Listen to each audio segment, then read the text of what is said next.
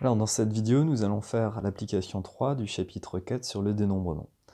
Le code confidentiel d'une carte bancaire est un nombre constitué de 4 chiffres, les chiffres pouvant être pris de 0 à 9, donc il y a 10 chiffres possibles. Et à la première question, on souhaiterait connaître le nombre de codes possibles. Eh bien, on a 10 possibilités pour le premier chiffre, on aura ensuite 10 possibilités pour le deuxième chiffre, 10 possibilités pour le troisième chiffre, et enfin 10 possibilités pour le quatrième chiffre.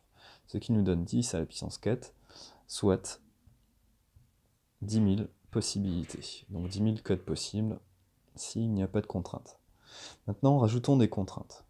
Donc à la première question, de la question 2, on souhaite connaître le nombre de codes de 4 chiffres différents. Eh bien, s'il doit y avoir 4 chiffres différents, pour le premier chiffre, on a 10 possibilités.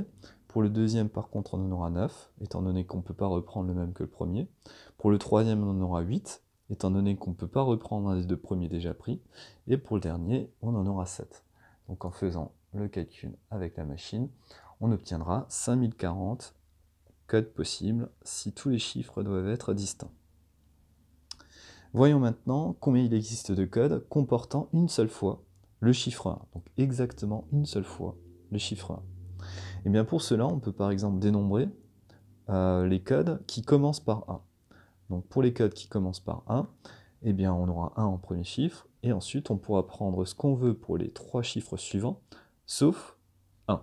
Donc on ne pourra pas choisir 1 pour les 3 suivants. Donc on aura alors combien de codes possibles qui commencent par 1 et qui comportent une seule fois 1? Eh bien on aura 9 fois 9 fois 9 possibilités. Donc ce qui nous donne 729 codes possibles qui commencent par 1 et qui ne comportent plus 1. Maintenant regardons les codes qui ont le nombre 1 en deuxième position. Eh bien, si on les dénombre, on aura 9 possibilités pour le premier chiffre, 9 possibilités pour le troisième, 9 possibilités pour le quatrième. Donc de nouveau, on aura 729 codes possibles.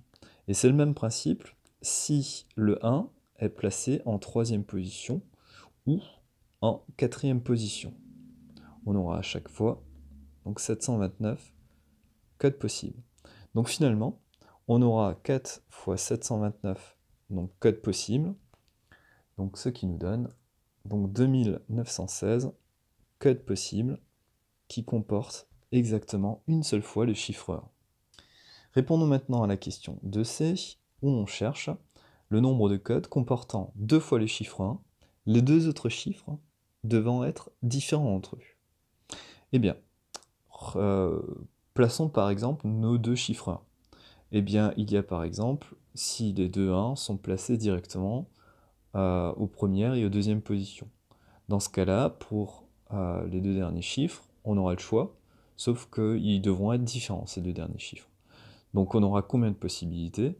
Eh bien, on ne peut pas choisir 1 pour le troisième chiffre, mais on peut choisir tous les autres, donc on aura 9 possibilités pour le troisième chiffre.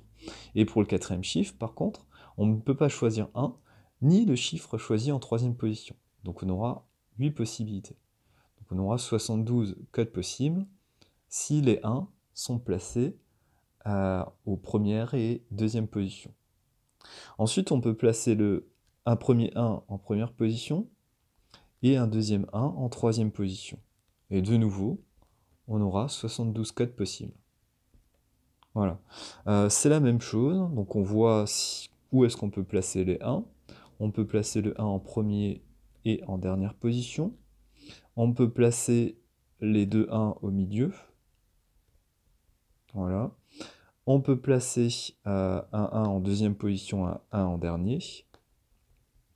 Et enfin, il nous reste quoi? Il nous reste les 1 en troisième et quatrième position. Voilà, on les a tous faits. Donc on a à chaque fois 72 codes possibles. Voilà. Et donc finalement, ça nous fait combien ça? Eh bien ça va nous faire 72 fois 6. Donc c'est-à-dire cette fois-ci 42, 420 et 12, 432 codes possibles, comportant 2 fois le chiffre 1 et les deux autres chiffres étant différents entre eux. Voyons maintenant la question 2D, donc le nombre de codes comportant 2 fois le chiffre 1 et 2 fois le chiffre 2. Donc là, de nouveau, c'est une histoire de position. eh bien on peut placer les... Alors on voit comment est-ce qu'on peut placer les 1 en fait. Là on a juste à reprendre ce qu'on a fait précédemment, sauf qu'à la place des étoiles qu'on a mises, eh bien en fait on a 2 fois le chiffre 2. Donc finalement on a déjà répondu à la question D. Combien de codes euh, comportent 2 fois le chiffre 1 et 2 fois le chiffre 2? Eh bien c'est exactement 6 codes qui sont possibles. Voilà, à la place des étoiles, à la question de C, vous remplacez ça par des 2.